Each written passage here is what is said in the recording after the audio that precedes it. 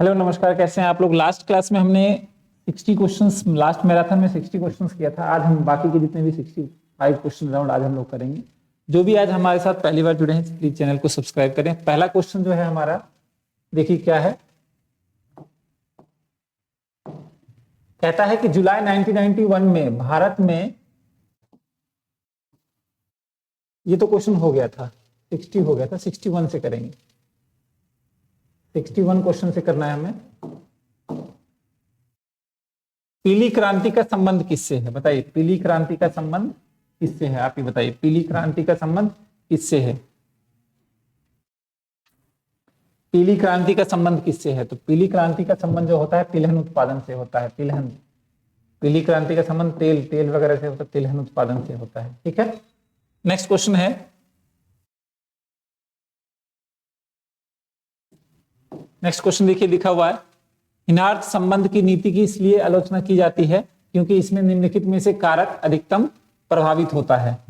सरकार धीरे धीरे दिवालिया हो जाती है, पश्चिम की उपभोक्तावादी संस्कृति बढ़ जाती है, समग्र मांग गिरती है, मुद्रापूर्ति को बढ़ावा देता है। क्या आएगा इसका आंसर, बताइए। तो देखो, हिनार्थ जो प्रबंध है ना, वो मुद्रापूर्ति से संबंध है, ये मुद्रापूर्ति को बढ़ावा देता है। ठीक है ना, इसलिए इसकी आलोचना की जाती है। ठीक है, आगे बढ़ते हैं। नेक्स्ट क्वेश्चन है हमारा, भारत की केंद्रीय सरकार की आय किस साधन से प्राप्त नहीं होती है? किस साधन से प्राप्त नहीं होती है? किस साधन से प्राप्त नहीं होती है? तो ध्यान रखिएगा, सीमा शुल्क वगैरह जो होता है वो सरकार की आय से प्राप्त होती है। सीमा शुल्क जो है आय से प्राप्त होती है, उत्पादन शुल्क भी होता है और आयकर, ये सब प्राप्त होती है। तो ये नहीं होती व्यापार कर। इनकम टैक्स राज्य सरकार की है, केंद्र सरकार की नहीं है। तो इसका आंसर क्या आ जाएगा, ए आ जाएगा। यानी सीमा शुल्क, उत्पादन शुल्क, आयकर, ये सब केंद्र सरकार की है, राज्य सरकार की। व्यापार शुल्क जो है वो राज्य सरकार की है। आगे बढ़ते हैं। क्वेश्चन है, मुद्रा के मूल्य का सामान्य कीमत स्तर में विपरीत संबंध होता है, सामान्य कीमत स्तर से सीधा संबंध होता है, सामान्य कीमत स्तर से स्वतंत्र संबंध होता है, या सामान्य कीमत से क्या होता है? तो ध्यान रखिएगा, मुद्रा का मूल्य जितना बढ़ेगा, सामान्य कीमत जो है, मुद्रा मूल्य बढ़ने से सामान्य कीमत उतना ही कम हो जाएगा। तो विपरीत संबंध होगा, विपरीत संबंध होगा। नेक्स्ट कहता है, निम्नलिखित में से कौन सा लागत जनित मुद्रास्फीति का कारण है? कौन सा लागत मुद्रा जनित स्फीति का कारण है? उपभोक्ता की व्यय में वृद्धि, करारोपण में कमी, मांग में मुद्रा जनित स्फीति से है। मुद्रा जनित मतलब लागत, कौन सा लागत जनित मुद्रा, लागत जनित, कॉस्ट ऑफ प्रोडक्शन बढ़ेगा, बताइए। मजदूरों वेतन में वृद्धि, मांग में वृद्धि, मांग में वृद्धि तो मांग में इन्फ्लेशन, मुद्रास्फीति हो जाएगा, मांग से मुद्रास्फीति होता है। उपभोग व्यय में वृद्धि, क्या कहता है, लागत जनित। लागत जनित किस पे होगा? लागत जनित जो होगा आपका 65 का मजदूरी दर बढ़ेगा तो कॉस्ट बढ़ जाएगा। मजदूरी दर बढ़ने से क्या होता है? कॉस्ट बढ़ जाता है, जिससे लागत जनित मुद्रास्फीति होती है। ठीक है, आगे बढ़ते हैं। नेक्स्ट क्वेश्चन है आपका, फिशर के परिणाम सिद्धांत की व्याख्या कीजिए। फिशर जो कहता है, फिशर मुद्रा परिणाम सिद्धांत देता है। फिशर जो है मुद्रा परिणाम सिद्धांत देता है और उसका फॉर्मूला होता है MV = PT। MV = PT, ठीक है ना, मनी, वेलोसिटी, प्राइस और है ना, ये सारी चीजें होती है। MV = PT फिशर के मुद्रा परिणाम की व्याख्या करता है। ठीक है ना, समीकरण है उसका। हेक्सर और ओलिन प्रारूप में साधन बहुलता की परिभाषा क्या होती है? देखिए, हेक्सर और ओलिन प्रारूप में साधन बहुलता को परिभाषित किया गया है। साधनों की भौतिक मात्रा में, साधनों की कीमतों में कमी, साधन कीमतों में कमी, 1 और 2, उपरोक्त में से कोई नहीं, उपरोक्त में से कोई नहीं। तो ये आ जाएगा, ये दोनों। हेक्सर ओलिन साधनों की भौतिक मात्रा में भी और कीमतों से भी परिभाषित करता है। यानी हेक्सर ओलिन प्रारूप जो है वो साधन बहुलता को क्या करता है? साधनों की भौतिक मात्रा से भी और साधन कीमतों से भी करता है। तो इसी इसका करेक्ट आंसर आ जाएगा। आगे बढ़ते हैं। नेक्स्ट है एक देश गरीब है। एक देश गरीब है क्योंकि वह गरीब है, शब्द का प्रयोग किसने किया था? एक देश गरीब है क्योंकि वो गरीब है, इसका शब्द प्रयोग किया था नार्कस ने, क्योंकि वह गरीब है। नर्क्स का कहना है कि एक देश गरीब है क्योंकि वह गरीब है। ठीक है ना, तो नर्क्स कहता है, नर्क्स का कहना है, ये नर्क्स का कहना है। औद्योगिक रुग्णता की समस्या के समाधान के लिए सुझाव देने के लिए गोस्वामी समिति की नियुक्ति की गई थी। औद्योगिक रुग्णता की समस्या, औद्योगिक नीति कब आई थी? औद्योगिक ऋणता की समस्या समाधान करने के लिए कब आया था? तो ध्यान रखिएगा इसका आंसर जो आएगा वो 1993 is the correct answer. 1993 is औद्योगिक ऋणता की समस्या के समाधान के लिए सुझाव दिया गया था 1993 में। आगे बढ़ते हैं क्वेश्चन नंबर 70। क्वेश्चन नंबर 70 देखिए,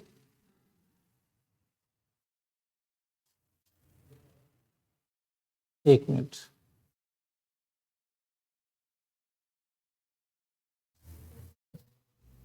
क्वेश्चन नंबर 70 जो है आपका, आज हमें जो है 65 क्वेश्चन करने हैं। हाँ आइए, नई आर्थिक नीति कब लागू गई? ये तो आपको पता है, नई आर्थिक नीति कब लागू की गई? वर्ष 1991 में, 93 में। ये सब तो आपको सिंपल सा क्वेश्चन है, आप बता सकते हैं। तो 1991 में न्यू इकोनॉमिक पॉलिसी आई थी, एलपीजी, लिबरलाइजेशन, प्राइवेटाइजेशन और ग्लोबलाइजेशन। ठीक है, नेक्स्ट क्वेश्चन है आपका 72, कहता है निम्नलिखित वर्गीकरण में तृतीय योजना काल में संशोधित गाडगिल सूत्र का प्रयोग किस वर्ग में होता है? बताइए। राज्य की योजना को केंद्र की सहायता से आवंटन करने हेतु, राज्य के अनुदान निर्धारण हेतु, राज्य के मध्य कर इतर आय के निर्धारण हेतु, राज्य की केंद्रीय सरकार द्वारा संचालित योजना के आवंटन हेतु। तो किसका आएगा इसका आंसर? बताइए। तो इसका आंसर जो आएगा, राज्य की योजना को केंद्रीय सहायता से आवंटन। तो इसका पहला आंसर करेक्ट है। यानी निम्नलिखित में से वर्गीकरण की योजना, द्वितीय योजना काल में संशोधित गाडगिल सूत्र का प्रयोग राज्य की योजना को केंद्र की सहायता से आवंटन करना, बिल्कुल सही करेक्ट आंसर है इसका। 72 क्वेश्चन देखिए, आय की असमानता दूर करने के लिए, आप बहुत अच्छी तरह से जानते हैं, आय की असमानता दूर करने के लिए कौन सा क्षेत्र महत्वपूर्ण भूमिका निभाता है? आय की असमानता तो बड़े उद्योग, निजी उद्योग, मध्यम उद्योग या लघु कुटीर उद्योग? तो इसका आंसर करेक्ट हो जाएगा लघु कुटीर उद्योग। लघु कुटीर उद्योग से क्या होता है? आय की असमानता दूर होती है। लघु कुटीर उद्योग से आय की असमानता दूर होती है। नेक्स्ट क्वेश्चन है आपका,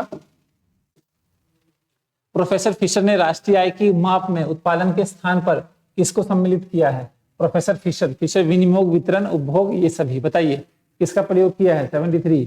तो ये ध्यान रखिएगा, प्रोफेसर राष्ट्रीय आय की माप करने के लिए उत्पादन के स्थान पर उपभोग को यूज किया। प्रोफेसर फिशर ने उपभोग को यूज किया, उत्पादन की जगह किसका यूज किया है? उपभोग का यूज किया है। उपभोग इज द करेक्ट आंसर। राष्ट्रीय आय से तात्पर्य है, देखिए राष्ट्रीय आय सरकार की वार्षिक आय है, ठीक है भाई। सरकार उपभोग से, उद्योगों से प्राप्त आय से है, ठीक है। विभिन्न आयों के योग से है, ठीक है। बजट के आकलन से है। तो देखिए वार्षिक आय तो होती है, ठीक है। वार्षिक आय तो होती है, लेकिन ये विभिन्न आयों के योग से होता है।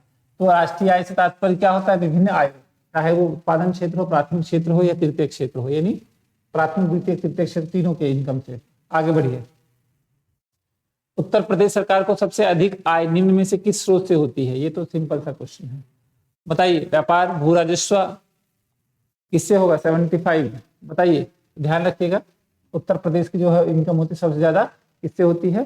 सबसे ज्यादा उद्योग से होती है, ठीक है। कृषि में बिहार में होती है सबसे ज्यादा कृषि का। आगे बढ़ते हैं, क्योंकि बिहार में कृषि बहुत ज्यादा होती है।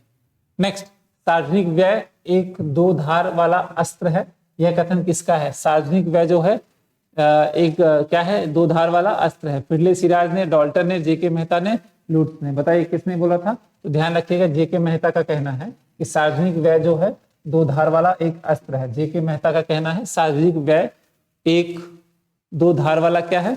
अस्त्र है। 76। चलिए आगे बढ़ते हैं। क्वेश्चन है, निम्नलिखित में से कौन सा कथन सत्य है? यदि वस्तु की मांग अधिक हो तो साधन की मांग कम हो जाती है।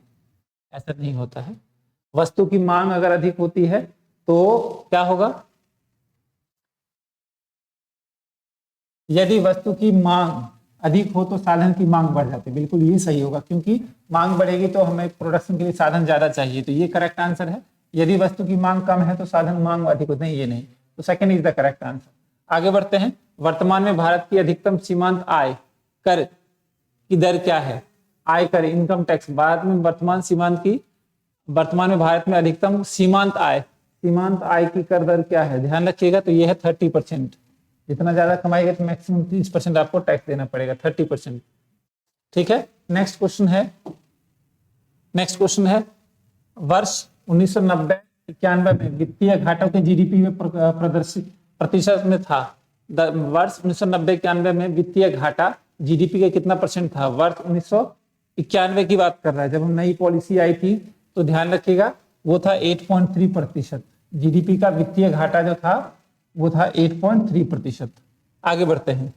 एक अर्थव्यवस्था में, यानी ये ध्यान रखिएगा 1999 जब न्यू इकोनॉमिक पॉलिसी आई थी उस टाइम जो था वित्तीय घाटा 8.3% था। कहता है एक अर्थव्यवस्था में take off stage. Take off stage का अर्थ क्या होता है?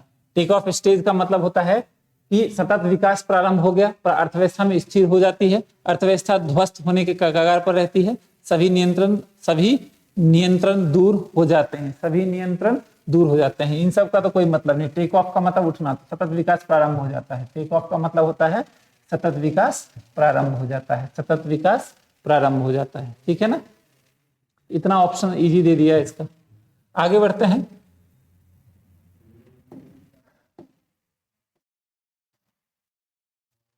एक मिनट आ रहा है, हाँ चलिए। पहला क्वेश्चन है निम्नलिखित में से कौन सा एक आर्थिक विकास में बाधक नहीं है? ध्यान रखिए, आर्थिक विकास में बाधक नहीं है। बाजार की अपूर्णताएं, अच्छा, उपभोग में प्रदर्शन प्रभाव, ठीक है, व्यापार की अनुकूल शर्तें और निर्धनता का दुष्चक्र। क्या कह रहा है? आर्थिक विकास के लिए बाधक नहीं है, तो ये सब तो बाधक है ना? ये सब तो बाधक है, ये नहीं है। व्यापार की अनुकूल शर्तें हैं, तो फिर बाधक किस बात का? ठीक है ना? तो ये नहीं है। ठीक है, आगे बढ़ते हैं। जब पूंजी की कीमत श्रम की कीमत की अपेक्षा अधिक हो, पूंजी की कीमत श्रम की कीमत की अपेक्षा अधिक हो, जब पूंजी की कीमत श्रम की कीमत की अपेक्षा अधिक हो, तो तकनीकी होनी चाहिए। क्या होना चाहिए? पूंजी गहन। जब क्या कह रहे हैं? जब पूंजी की कीमत श्रम की कीमत की अपेक्षा कम हो, पूंजी सस्ता है तो पूंजी गहन हो जाएगा, पूंजी गहन हो जाएगा, श्रम गहन हो जाएगा, स्थिर गहन हो जाएगा, निश्चित गहन होगा। फिर से समझिए, जब पूंजी की कीमत श्रम की कीमत की अपेक्षा अधिक हो, यानी सॉरी, पूंजी ज्यादा है श्रम कम है, तो श्रम गहन हो जाएगा, श्रम गहन हो जाएगा। चलिए आगे बढ़ते हैं। जॉन रॉबिन्सन के संवर्धन मॉडल का प्रबंध, वास्तविक समृद्धि दर, संभावित, प्राकृतिक और अभिष्ट। क्या आएगा इसका आंसर? बताइए। 83। ध्यान रखिएगा, इसमें वास्तविक समृद्धि ठीक है, प्राकृतिक भी ठीक है, संभावित नहीं होता है, संभावित नहीं होता है, संभावित नहीं होता है। तो सेकंड ऑप्शन जिसमें है, सेकंड ऑप्शन जिसमें है वो क्या करना है? कट कर देना है। सेकंड ऑप्शन इसमें है, सेकंड ऑप्शन इसमें है, ये तो होगा नहीं, तो बच क्या गया आपका? ये दोनों, तो इसमें से ये आएगा, करेक्ट आंसर है। ठीक है, आगे बढ़ते हैं। नेक्स्ट है सूची 1 और सूची 2 के साथ सम्मिलित हमें क्या करना है? वो मैच करना है। एक मिनट रुक जाइए, थोड़ा छोटा कर देता हूं इसको। आइए, हाँ, तो आप पढ़ लीजिएगा। कहता है सूची 1 को सूची 2 के साथ सम्मिलित कीजिए और सूची के नीचे दिए गए कोड पर अच्छा सहायता से बताना है। ठीक है ना? तो ध्यान रखिएगा, क्रांति न्यूनतम प्रयास लेविंस्टीन का है। असीमित श्रम आपूर्ति के साथ आर्थिक विकास लेविस का है। सतत विकास है हेराल्ड तथा डोमर का है। ठीक है, सतत विकास कॉन्टिन्यूअस डेवलपमेंट। पूर्ण रोजगार संतुलन, पूर्ण रोजगार जॉन रॉबिन्सन का, पूर्ण रोजगार संतुलन। इसका करेक्ट आंसर जो हो जाएगा ये आ जाएगा सेकंड। चलिए आगे बढ़ते हैं, थोड़ा बड़ा कर देता हूं इसको। नेक्स्ट क्वेश्चन है विनिमय दर। विनिमय दर को ऊंचा रखने का अर्थ होता है क्या करना? हाई, अवमूल्यन, अधिमूल्यन, विमुद्रीकरण, निर्यात। ये तो सिंपल सा क्वेश्चन है। आप ऊंचा रख रहे हैं तो अधिमूल्यन कर रहे हैं। चलिए आगे बढ़ते हैं। विश्व बैंक का अर्थ देखिए, विश्व बैंक का अर्थ है अंतरराष्ट्रीय मुद्रा कोष, अंतरराष्ट्रीय। ये तो विश्व बैंक का दूसरा नाम है। विश्व बैंक का दूसरा नाम क्या होता है? दूसरा नाम है अंतरराष्ट्रीय पुनर्निर्माण एवं विकास। विश्व बैंक 1944 में आया था, लेकिन 1944 में आईएमएफ और विश्व बैंक की स्थापना हुई थी, लेकिन आईएमएफ 1945 से काम करना स्टार्ट किया। चलिए आगे बढ़ते हैं, थोड़ा सा और ऊपर कर देते हैं। हाँ, क्वेश्चन है विश्व बैंक की सुलभ ऋण खिड़की, विश्व बैंक की सुलभ ऋण खिड़की। विश्व बैंक IMF एक अलग संस्था है, IDA IFC या क्या होगा इसका आंसर बताइए। IDA जो है वो ऋण सुलभ ऋण खिड़की है, ये सब नहीं, ये सब अपनी इंडिपेंडेंट संस्थाएं होती है। आगे बढ़ते हैं, विश्व व्यापार संगठन का एक अंग है। विश्व व्यापार संगठन क्या है? अंतरराष्ट्रीय मुद्रा कोष का एक अंग है? बिल्कुल नहीं। संयुक्त राष्ट्र का एक संघ है? बिल्कुल। एक अमेरिकी व्यापार संगठन है। WTO की बात करते हैं, और WTO क्या है? गैट द्वारा स्थापित एक अंतरराष्ट्रीय व्यापार संघ है। बिल्कुल सही बात है। गैट जो है उसने WTO को क्या किया था? स्टैब्लिश किया था। गैट का ही दूसरा नाम जो है WTO हो गया। कब? ये हुआ था 1995 में, ध्यान रखिएगा। चलिए नेक्स्ट है अंतरराष्ट्रीय मुद्रा कोष और विश्व बैंक में सुरक्षा कारणों से अपनी वार्षिक बैठक की, एक मिनट, अंतरराष्ट्रीय मुद्रा कोष और विश्व व्यापार के सुरक्षा कारणों से अपनी वार्षिक बैठक की तिथि को टाला था। अंतरराष्ट्रीय मुद्रा कोष और विश्व बैंक की सुरक्षा कारणों से अपनी वार्षिक बैठक की स्थिति को टाला था। देखिए इतना तो क्वेश्चन पूछेगा नहीं, ये क्वेश्चन मतलब ही नहीं है, तो इस पर ज्यादा ध्यान मत दीजिए।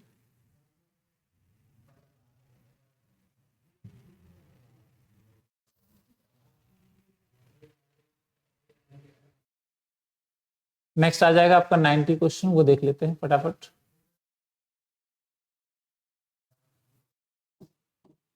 देखिए क्वेश्चन कहता है अंतरराष्ट्रीय तरलता में सम्मिलित किए जाते हैं केवल स्वर्ण कोष, केवल डॉलर एवं पाउंड, सभी मौद्रिक मुद्रा के कोष को, वे समस्त साधन जिनमें अंतरराष्ट्रीय मुद्रा भुगतान किया जा सकता है। तो 90 का क्या आंसर आएगा? डी आएगा। वो समस्त साधन जो जिसमें अंतरराष्ट्रीय भुगतान किया जा सकता है वो सब शामिल होता है इसमें। प्रो पीटी वर्न के अनुसार, प्रोफेसर पीटी है वो, प्रोफेसर पीटी के वर्न के अनुसार आर्थिक विकास का प्रमुख सूचक क्या होता है?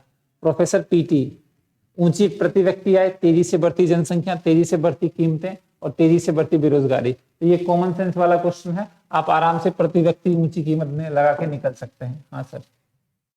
आइए, आर्थिक कल्याण, आर्थिक लगान। आर्थिक लगान सभी उत्पत्ति के साधनों से प्राप्त होता है, केवल उनमें से नहीं जिनकी, आर्थिक लगान सभी उत्पत्ति से के साधनों से प्राप्त होता है, केवल उनसे नहीं जिनकी पूर्ति क्या होगी? पूर्णतः लोजदार होगी। बेलोजदार, पूर्णतः लोजदार, पूर्णतः बेलोजदार, इकाई के बराबर, इकाई से कम या लोजदार। बताइए 92 का आंसर क्या होगा? तो 92 का होगा पूर्णतः लोजदार। आर्थिक लगान सभी उत्पत्ति साधनों से प्राप्त होती है, जब जिनकी पूर्ति, जैसे मान लीजिए ये है, जिनकी प्राइस में कोई चेंज नहीं आ रहा है, तो पूर्णतः लोजदार होगा। ठीक है ना, उससे प्राप्त नहीं होती है। आगे बढ़ते हैं। श्रम की मांग कहलाती है, श्रम की मांग क्या कहलाती है? प्रत्यक्ष मांग, साधारण मांग, पूरक मांग, या फिर, तो ध्यान रखिएगा श्रम की मांग जो होती है व्युत्पन्न मांग होती है, क्योंकि हम उसको मंगाएंगे, उससे कुछ काम करवाएंगे, फिर कोई चीज प्रोडक्ट बनता है, उसकी व्युत्पन्न मांग होती है। मजदूर के जीवन निर्वाह सिद्धांत का प्रतिपादन किसने किया था? मजदूर के जीवन निर्वाह सिद्धांत का प्रतिपादन, ध्यान रखिएगा, मजदूर, मार्क्स ने, जैक्स ने, मार्शल ने या सैमुअल्सन ने? तो ध्यान रखिएगा जैक्स ने जीवन निर्वाह, मजदूरी जीवन निर्वाह सिद्धांत का प्रतिपादन किया था। वेजेस है ना, ये ध्यान रखिएगा, जैक्स कर दिया हुआ है। ठीक है, आगे बढ़ते हैं। तरलता पसंदगी वक्र बाएं से दाएं, नीचे से तरफ गिरता हुआ होता है, किंतु एक सीमा के बाद वह क्षितिजाकार हो जाता है। इनके किन्स ने कहा है, क्या बोला है? तरलता पसंदगी सिद्धांत, मौद्रिक जाल, मुद्रा की अत्यधिक, मौद्रिक जाल, मुद्रा की अधिक पूर्ति, अनिश्चित की दशा और तरलता जाल। ये बताइए, तो ये कई बार हम लोग कर चुके हैं, तो इसका आंसर क्या आएगा? तरलता जाल। तरलता जाल बोलते हैं इसको। तरलता पसंदगी जो है वो तरलता जाल, केन्स का तरलता जाल सिद्धांत में आता है। ऋण योग्य कोष सिद्धांत का प्रतिपादन किसने किया था? ऋण योग्य सिद्धांत का प्रतिपादन किसने किया था? तो ये सीधा याद है, याद रखिएगा इसका, ये एन विक्सेल ने किया था, विक्सेल। ठीक है, एन विक्सेल ने किया था। चलिए आगे बढ़ते हैं, आगे बढ़ते हैं। मुद्रा के मूल्य का अर्थ क्या होता है? मुद्रा के मूल्य का अर्थ क्या होता है? मुद्रा की इकाई की मुद्रा की इकाई की वह शक्ति जिसके द्वारा उपयोगी वस्तु की निश्चित मात्रा प्राप्त की जा सकती है। क्रय शक्ति, वस्तु की वह मात्रा जो सामान्य रूप से मुद्रा की एक इकाई को विनिमय के रूप में प्राप्त होती है, या उपरोक्त सभी। तो ध्यान रखिएगा ये सारी चीजें जो हैं मुद्रा के मूल्य का अर्थ होता है। चलिए आगे बढ़ते हैं। फिशर का, हाँ ये तो आपने अभी किया था, बताइए इसका आंसर क्या आएगा। इसका आंसर क्या आएगा, फॉर्मूला क्या था, एनबी इक्वल्स टू, बताइए इसका आंसर क्या आएगा। फिशर का मूल समीकरण क्या है, एमबी इक्वल टू क्या था, पीटी, तो वही उल्टा कर दिया है, ये अभी हमने क्वेश्चन किया था। सी इज द करेक्ट आंसर। ठीक है आगे बढ़ते हैं। क्वेश्चन नंबर 99, थोड़ा सा आगे कर देते हैं। हाँ क्वेश्चन नंबर 99 थोड़ा बड़ा है और ध्यान रखिएगा, यदि मुद्रा की मात्रा दोगुनी कर दी जाए तो अन्य बातों के समान रहने पर मूल्य की पहले की तुलना में दोगुनी हो जाए और मुद्रा पहले की तुलना में आधी हो जाए। इसके विपरीत यदि मुद्रा की मात्रा आधी कर दी जाए, अन्य बातें समान रहने पर मूल्य की पहली तुलना में आधी हो जाए और मुद्रा की मूल्य पहले की तुलना में क्या हो जाए, दोगुनी हो जाए। ये पंक्ति किसके द्वारा दी गई थी, तो बताइए। मनी का डेफिनेशन है ये, मार्शल द्वारा, टॉर्जिंग द्वारा, जेएस मिल द्वारा या इरविंग फिशर द्वारा, बताइए।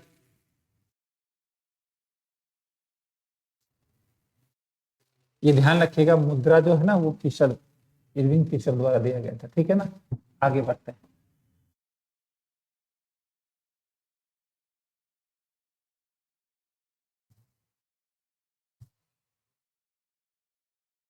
आगे बढ़ते हैं। कैम्ब्रिज अथवा नगद कोष समीकरण में प्रमुख प्रतिपादक कौन थे, बताइए।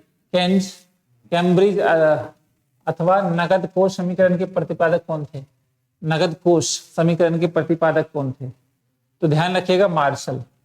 इनके जो कैम्ब्रिज अथवा नगद कोष के प्रतिपादक कौन थे, मार्शल। निम्न में से कौन सा एक केंद्रीय बैंक का कार्य नहीं है, ध्यान रखिएगा। केंद्रीय साख सृजन केंद्रीय बैंक नहीं करता, वाणिज्य बैंक करता है। साख सृजन कौन करता है, ये वाणिज्य बैंक करता है, तो ये करेक्ट आंसर होगा, ये सब आएगा। ठीक है चलिए आगे बढ़ते हैं। मुद्रा के मूल्य का फिशर समीकरण संबंध स्थापित करता है, क्या स्थापित करता है, मुद्रा तथा मूल्यों के बीच प्रत्यक्ष अनुपातिक संबंध, मुद्रा तथा मूल्यों के बीच केवल प्रत्यक्ष संबंध, मुद्रा तथा मूल्यों के बीच प्रतिलोम और अनुपातिक संबंध, मुद्रा तथा मूल्यों के बीच केवल प्रतिलोम संबंध। बताइए इसका आंसर क्या होगा। इसका आंसर जो होगा वो मुद्रा और मूल्यों के बीच प्रत्यक्ष और अनुपातिक संबंध को बताता है। ध्यान रखिएगा मुद्रा तथा मूल्यों के बीच प्रत्यक्ष तथा अनुपातिक संबंध को बताता है। ठीक है, प्रत्यक्ष मूल्य, मुद्रा के मूल्य का फिशर का समीकरण जो है मुद्रा तथा मूल्य के बीच प्रत्यक्ष और अनुपातिक संबंध को बताता है। आगे बढ़ते हैं। जब कोई देश अपनी मुद्रा का अवमूल्यन करता है तब इसका यह प्रभाव होता है। देखिए हमने अपनी वैल्यू को कम कर दिया, रुपीज की वैल्यू को कम कर देंगे तो हमारी चीजें फॉरेन में क्या हो जाएंगी, सस्ती हो जाएंगी। तो बताइए आयात सस्ते हो जाएंगे और निर्यात महंगे हो जाएंगे, नहीं, हमने अपनी वैल्यू को कम किया है तो हमारा क्या होगा, निर्यात बढ़ जाएगा और आयात क्या होगा, सस्ता हो जाएगा। निर्यात बढ़ जाएगा और आयात महंगा हो जाएगा, आयात महंगा होगा क्योंकि हमारी वैल्यू कम हुई है तो हमारी चीजें निर्यात क्या होंगे, सस्ते हो जाएंगे, हमारी चीजें जो सस्ती हो जाएंगी। तो सेकंड इसका करेक्ट आंसर है। नेक्स्ट आगे बढ़ते हैं। कहता है कि व्यावसायिक मंदी से निपटने के लिए किन्जियन सिद्धांत विशेष रूप से किस नीति को अपनाने का सुझाव देते हैं, मौद्रिक नीति, राजकोषीय नीति, कृषि नीति या पर्यावरणीय नीति। मौद्रिक नीति, राजकोषीय, व्यावसायिक मंदी है तो हमें कौन सी नीति को अपनाना चाहिए, व्यावसायिक मंदी है तो हमें कौन सी नीति को अपनाना चाहिए। ध्यान रखिएगा राजकोषीय नीति को अपनाना चाहिए, मौद्रिक नीति को नहीं। व्यावसायिक मंदी राजकोषीय नीति को अपनाने के लिए बोलता है, मौद्रिक नीति महंगाई नॉर्मली जो होता है वो मेजर करते हैं। आगे बढ़ते हैं। बेरोजगारी की दर तथा स्फीति के बीच अल्पकालीन अनुभाविक संबंध को औपचारिक रूप से प्रदान किया है। तो याद रखिएगा किसने किया था, डब्ल्यू फिलिप्स ने। फिलिप्स कहता है कि महंगाई और मुद्रास्फीति और बेरोजगारी में विपरीत संबंध होता है। इसका करेक्ट आंसर क्या हो जाएगा, करेक्ट आंसर इसका सेकंड हो जाएगा, डब्ल्यू फिलिप्स ने। ठीक है आगे बढ़ते हैं। स्फीतिकारी प्रवृत्तियों को नियंत्रित करने के लिए प्रयोग किया जाता है। स्फीतिकारी प्रवृत्तियों को नियंत्रित करने के लिए किया जाता है। स्फीतिकारी बैंक दर, नगद आरक्षण अनुपात, रेपो रेट या सर्वाधिक नकदी अनुपात। बताइए, सर्वाधिक नकदी अनुपात प्रयोग किया जाता है, सर्वाधिक नकदी स्फीति प्रवृत्ति को नियंत्रित करने के लिए प्रयोग किया जाता है। बैंक दर, रेपो रेट, ये सब ये सर्वाधिक नकदी अनुपात प्रयोग किया जाएगा। अच्छा एक मिनट रुकिए। मुद्रास्फीति को नियंत्रण करने के लिए बैंक दर, नगद, कह रहा प्रयोग किया जाता है, नहीं किया जाता, नहीं किया जाता है। तो बैंक दर भी किया जाता है, नगद आरक्षित अनुपात भी किया जाता है, रेपो रेट भी किया जाता है। सर्वाधिक नकदी,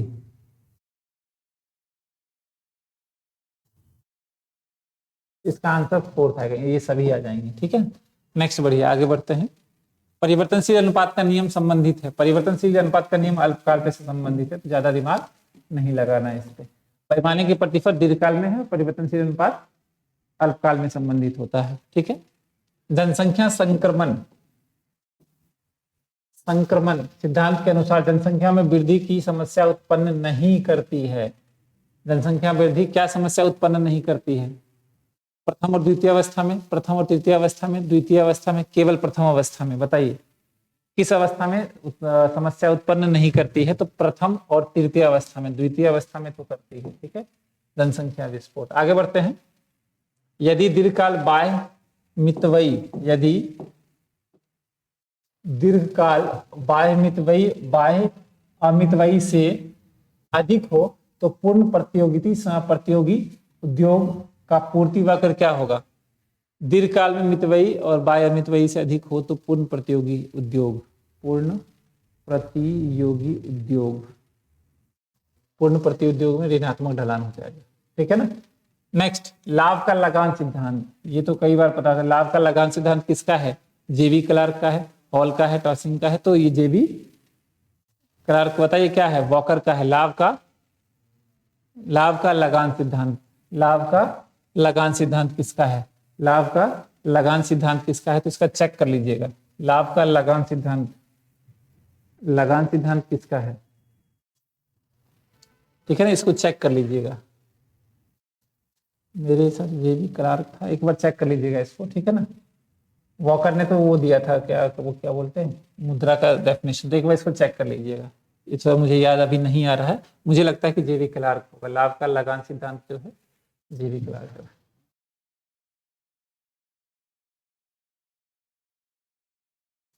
ठीक है, क्वेश्चन फिर एक बार देख लीजिए, आप लोग याद नोट कर लीजिएगा इसको।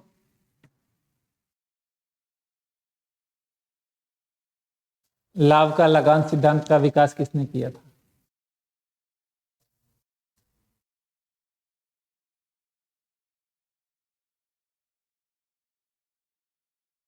लाभ का लगान सिद्धांत, लाभ का लगान सिद्धांत याद, वॉकर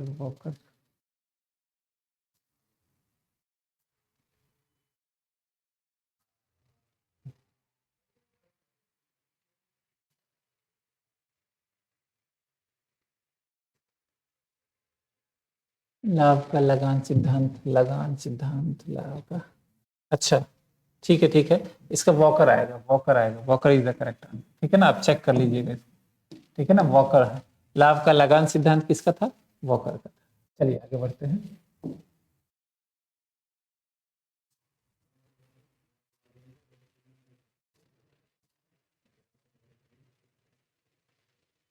नेक्स्ट,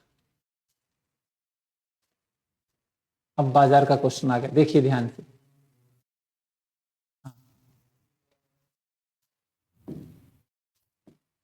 कहता है मोदीगिल यानी मिलर प्रणय संबंध है किससे?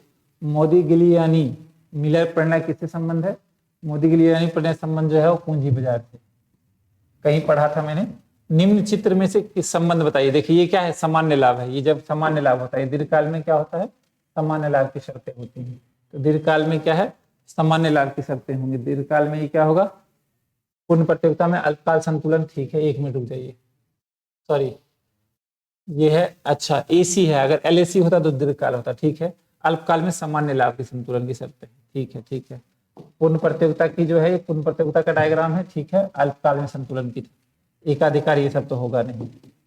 ये अल्पकाल में सामान्य लाभ की शर्तें हैं। ठीक है, आगे बढ़ते हैं। उत्पादन के एक साधन के सीमांत उत्पाद और सीमांत आय को मापो कोई विसंगति नहीं होगी। उत्पादन के एक साधन के सीमांत उत्पाद और सीमांत आय विसंगत मानों में कोई विसंगति नहीं होगी। AR = MR, AC = MC और विसंगत नहीं होगी। AC = MC, AC = AR, TC = TR। तो AR = MR नहीं होगी, बाकी सब हो सकती, ठीक है ना। एक साधन के सीमांत उत्पाद और सीमांत आय के उत्पादन मानों में कोई विसंगति। अच्छा ठीक है, क्लियर है। चलिए आगे बढ़ते हैं। कीमत विभेद कब होता है बताइए। कीमत विभेद का मतलब क्या होता है? समाज के लिए हानिप्रद है, समाज के लिए लाभप्रद है।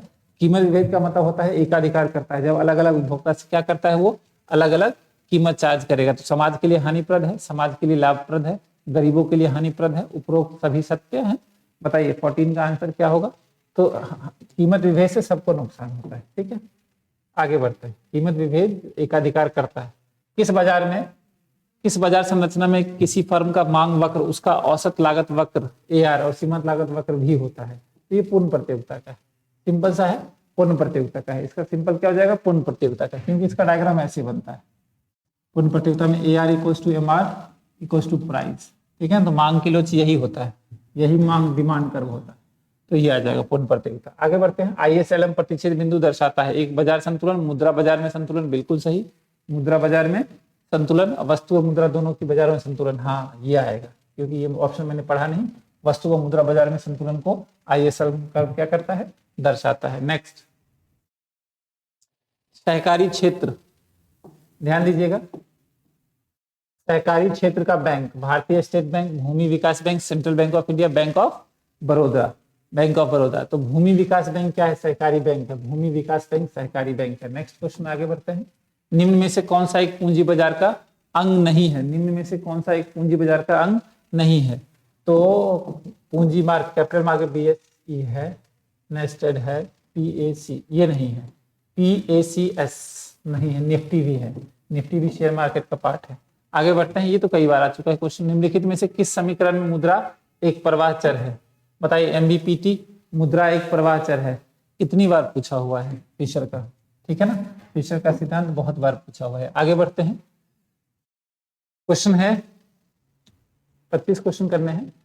प्रत्याशा की लोच, इलास्टिसिटी ऑफ एक्सपेक्टेशन, निम्नलिखित में से किसकी माप है। वांछित वृद्धि की, प्रत्याशित निर्यात वृद्धि की, प्रत्याशित बेरोजगारी वृद्धि की, या प्रत्याशित मुद्रा दर की। ये मैंने कई बार बताया हुआ है। ये जो होता है प्रत्याशा की लोच, जो इलास्टिसिटी ऑफ एक्सपेक्टेशन होता है, वो मुद्रास्फीति की दर को, प्रत्याशित मुद्रास्फीति दर की लोच को मापता है, ठीक है। नेक्स्ट, राष्ट्रीय आय, राष्ट्रीय जनसंख्या नीति NNP 2000 का उद्देश्य भारत की जनसंख्या को किस वर्ष तक स्थायित्व प्रदान करना था। तो बताइए 1945 था, 1945 था, लेकिन अब वो जो है वो 2070 कर दिया गया है। 2010 की बैठक में, 2010 की बैठक में वो 2070 कर दिया गया है। चलिए आगे बढ़ते हैं। जनसंख्या में वृद्धि किसके रास्ते पे, जनसंख्या में वृद्धि किसके रास्ते में आती है। जनसंख्या में वृद्धि आध्यात्मिक विकास में, आर्थिक विकास में, राजनीतिक विकास में, या सांस्कृतिक विकास में। तो इसका मतलब आर्थिक विकास का बाधक है वो। जनसंख्या वृद्धि क्या है, आर्थिक विकास का बाधक है। कहता है भारत में कौन सा क्षेत्र सकल घरेलू उत्पाद में सबसे बड़ा संकट है। कौन सा क्षेत्र सकल घरेलू उत्पाद के लिए सबसे बड़ा क्षेत्र है। तो प्राथमिक, सार्वजनिक, सेवा क्षेत्र, या इनमें से कोई नहीं। प्राथमिक, सार्वजनिक, सेवा क्षेत्र, या इनमें से कोई नहीं। तो ध्यान रखिएगा, सेवा क्षेत्र जो है सबसे बड़ा, सबसे ज्यादा GDP कहां से आता है, सेवा क्षेत्र से आता है, ठीक है ना। नेक्स्ट क्वेश्चन है, एक मिनट, उस क्वेश्चन को मैं थोड़ा सा एक बार पढ़ लूं फिर से, क्या क्वेश्चन था वो। कहता है निम्नलिखित में से भारत में कौन सा क्षेत्र सकल घरेलू उत्पाद का सबसे बड़ा संघटक है। अच्छा, सबसे बड़ा, सबसे ज्यादा इनकम जो होती है सर्विस सेक्टर से होती है, बिल्कुल सही। ये तो सिंपल सा क्वेश्चन था। एक देश की राष्ट्रीय आय बढ़ेगी यदि विदेशी सहायता प्राप्त हो, कृषि उत्पादन में वृद्धि हो, अच्छा, कपड़ों पर केंद्रीय उत्पादन शुल्क में वृद्धि कर दी जाए, गेहूं पर एक आर्थिक सब्सिडी दी जाए। तो ये सब देखिए, ये सब क्या बात कर रहा है, कृषि जब उत्पादन होगा तभी राष्ट्रीय आय बढ़ेगी, बाकी ऑप्शन में कोई मतलब ही नहीं है। नेक्स्ट क्वेश्चन, एक देश में प्रति व्यक्ति आय की गणना की जाती है, निव्वल राष्ट्रीय उत्पाद को कुल, प्रति व्यक्ति आय का मतलब होता है राष्ट्रीय आय को कार्यशील जनसंख्या से भाग देकर या राष्ट्रीय आय को पूरी जनसंख्या से भाग देकर, तो क्या आएगा, निव्वल राष्ट्रीय उत्पाद को कुल जनसंख्या से भाग देकर, ये आएगा इसका करेक्ट आंसर, ये करेक्ट आंसर है। ठीक है, तो आज हमने 65 क्वेश्चंस किए हैं। जो भी हमारे साथ पहली बार जुड़ रहे हैं, चैनल को सब्सक्राइब जरूर कर लें। ठीक है, और सारे मैराथन की वीडियो आप जाके देखिए, बहुत रिलेवेंट है आपके लिए। Thank you.